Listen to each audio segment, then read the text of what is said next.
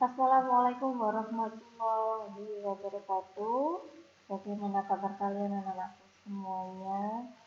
Semoga kita semua selalu diberikan kesehatan sehingga bisa melaksanakan pembelajaran daring di semester 1 ini tahun pelajaran 2021-2022. Nah, untuk PKN pertama, materi pertama yaitu tentang bab 1 dinamika Pancasila sebagai dasar negara dan pandangan hidup bangsa. Saya bacakan KD di bab 1 ini, yaitu yang pertama, mensyukuri perwujudan Pancasila sebagai dasar negara yang merupakan anugerah Tuhan Yang Maha Esa. 2. Menunjukkan sikap bangga akan tanah air sebagai perwujudan nilai-nilai Pancasila sebagai dasar negara. Yang ketiga, membandingkan antara peristiwa dan dinamika yang terjadi di masyarakat dengan praktek ideal Pancasila sebagai dasar negara dan pandangan hidup bangsa.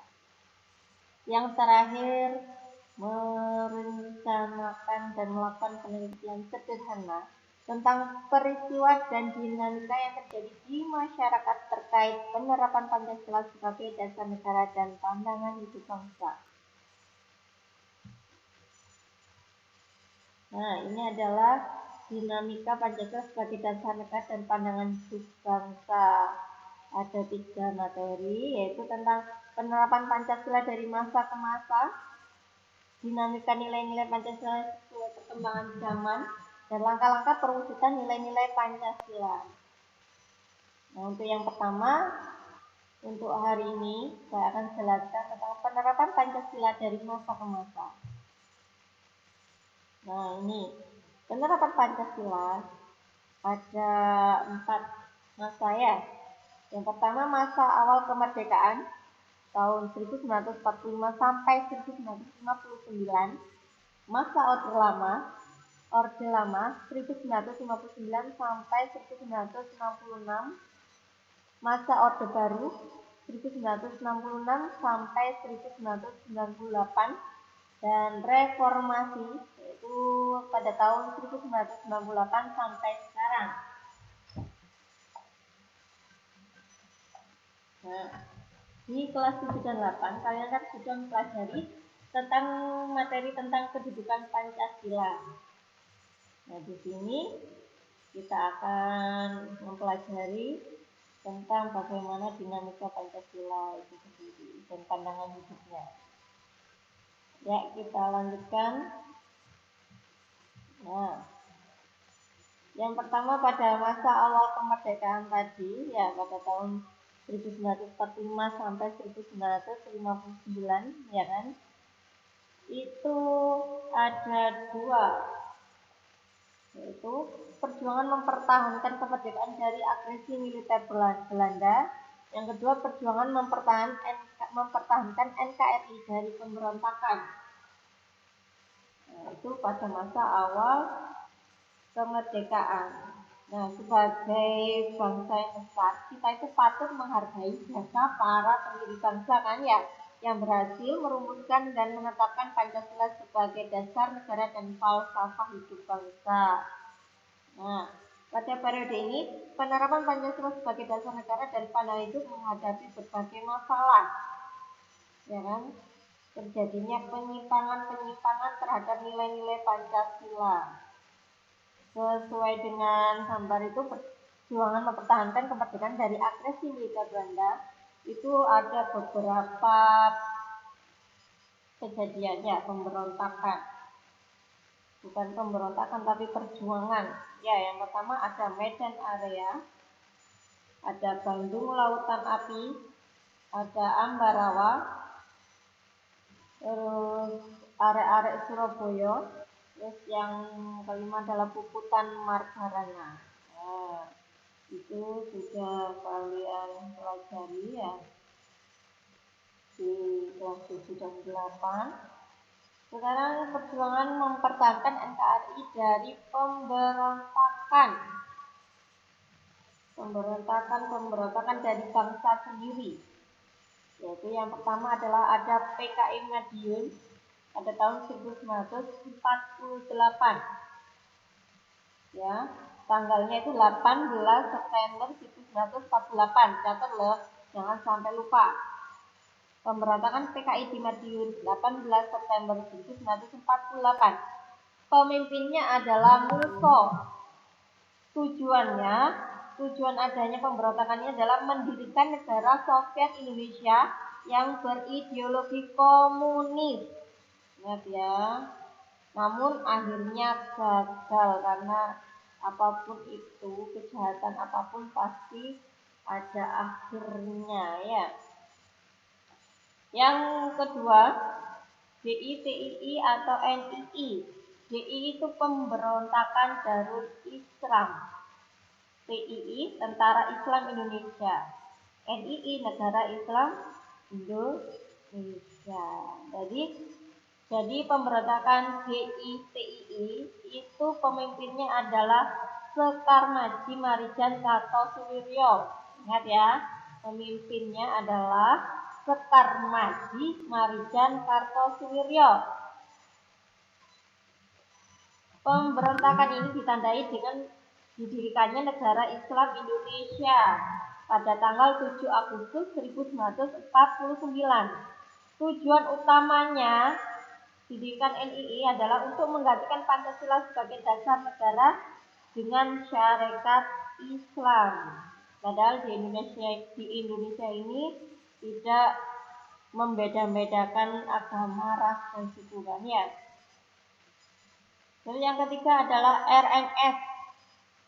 RMS itu Republik Maluku Selatan. Di sini pimpinannya adalah Christian Robert Stephen Soumokil. Tujuannya untuk membentuk negara sendiri yang akan didirikan pada tanggal 25 April 1950. Terus yang keempat, Persmesta. Persmesta itu Perjuangan Rakyat Semesta.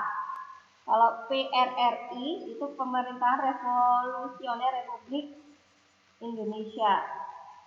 Nah, ini pemimpinnya yaitu Syarifuddin Prawira Negara dan Wenje Sumual. Terjadi pada tahun 1957 sampai 1958 di Sumatera dan Sulawesi. Ingat ya, jangan sampai kalau ulangan kalian bingung, sudah saya jelaskan.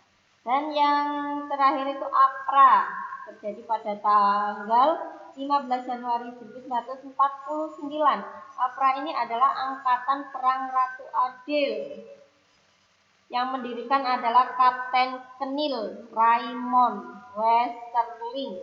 Ingat ya, Kapten Kenil KNIL Raymond Westerling.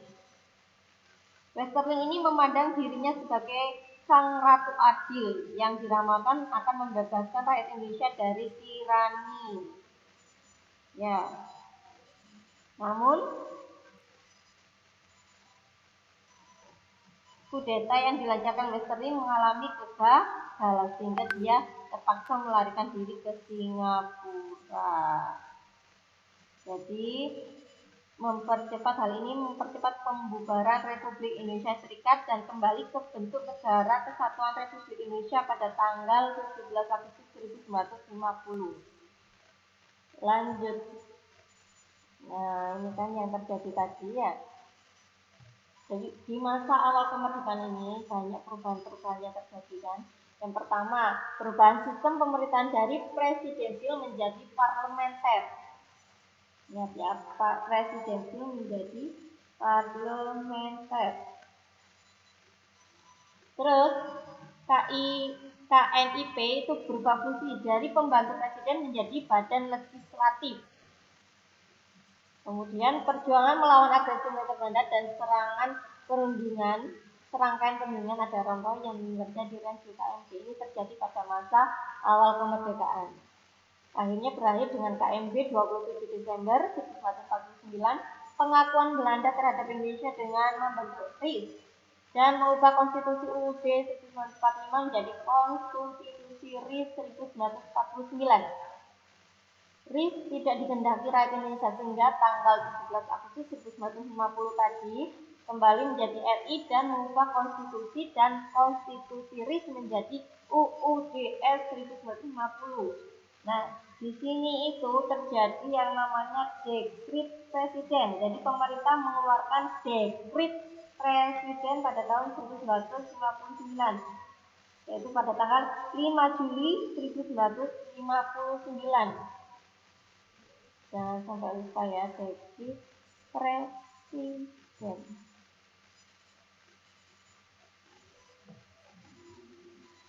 Nah, isi dari dekrit presiden yang pertama membubarkan Badan Konstituante. Yang kedua, Undang-Undang Dasar tahun 1945 kembali berlaku. Dan UUDS sementara tahun 1950 tidak berlaku. Serta akan dibentuk MPRS dan DPAS. Nanti saya jelaskan lagi. Nah, ini demokrasi liberalnya kalau kalian ingin tahu. Ya, demokrasi liberal yang terjadi pada awal kemerdekaan. Ini kan ada dekripnya ya. Bisa kalian catat ya, sehingga bisa dipelajari. Nah, ini pergantian kabinet masa demokrasi liberalnya. Bisa kalian catat dan pelajari. Nah, ini yang saya sebutkan tadi yaitu tentang dekrit presiden 5 Juli 1959. Ada 3 dekrit presiden. Kembali ke UUD 1945, bubarkan Badan Konstituante, pembentukan MPRS dan DPAS.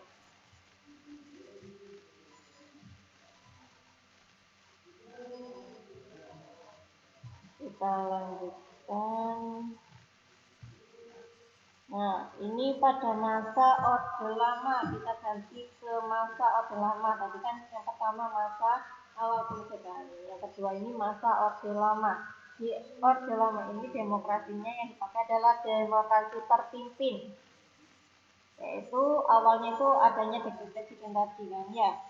Walaupun UUD 1945 dinyatakan berlaku kembali, namun pelaksanaan masih banyak penyimpangan, terutama di kebijakan pemerintah yang dipusatkan pada seorang pimpinan atau presiden. Penyimpangan pada demokrasi terpimpin itu adanya Pancasila yang diidentikan dengan nasakom nasionalis agama komunis. Nah, sudah terpengaruh paham komunisnya. Nah, MPRS mengangkat Soekarno sebagai presiden seumur hidup, ini merupakan penyimpangan. Yang ketiga, Presiden membubarkan DPR hasil pemilu 1955. Presiden menyatakan perang atau konfrontasi dengan Malaysia. Presiden menyatakan Indonesia keluar dari PBB. Hak angket tidak berjalan.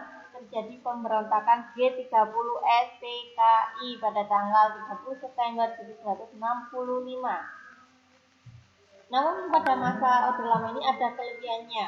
Selain adanya penyimpangan, adanya kelebihan yang pertama meletakkan dasar-dasar negara Indonesia merdeka, mampu mempertahankan kemerdekaan baik dari serangan bangsa lain maupun pemberontakan dalam negeri. Presiden Soekarno banyak menyumbangkan gagasan dalam politik luar negeri. Indonesia berhasil merebut kembali Irian Barat dari tangan Belanda. Pelopor KA di Bandung tahun 1955. Pelopor GNB, Gerakan Non-Blok, dan membangun integritas nasional. Dan kelemahan Orde Lama ini adalah penataan pemerintahan yang tidak sesuai dengan Undang-Undang Dasar 1945. Situasi politik tidak stabil dengan adanya pergantian kabinet pada masa demokrasi liberal dan adanya pemberontakan G30 SPKI. Pertentangan ideologi antara nasionalis, pemuka agama, dan paham komunis, ini kelemahan Orde Lama. Terjadi inflasi yang mengakibatkan harga kebutuhan pokok sangat tinggi. Terus yang selanjutnya muncul gelombang demonstrasi dari kami tapi yang dikenal dengan Tritura. Tadi dekrit presiden sama isi Tritura jangan sampai tertukar ya. Tritura ini 12 Januari 1966. Nah, isinya juga ada 3. Yang pertama pembubaran PKI beserta ormas-ormasnya. Yang kedua perombakan kabinet Dwi Korah. Yang ketiga turunkan harga. Nah, ini peralihan kekuasaan yang terjadi di Orde Lama. Jadi kalian bisa pelajari ya. Untuk yang pertama ini kita membahas dua saja sementara, yaitu masa Orde awal kemerdekaan dan masa Orde Lama. Untuk Orde Baru dan Reformasi itu akan saya jelaskan di pertemuan yang akan datang. Terima kasih. Wassalamualaikum warahmatullahi wabarakatuh. Semoga bermanfaat.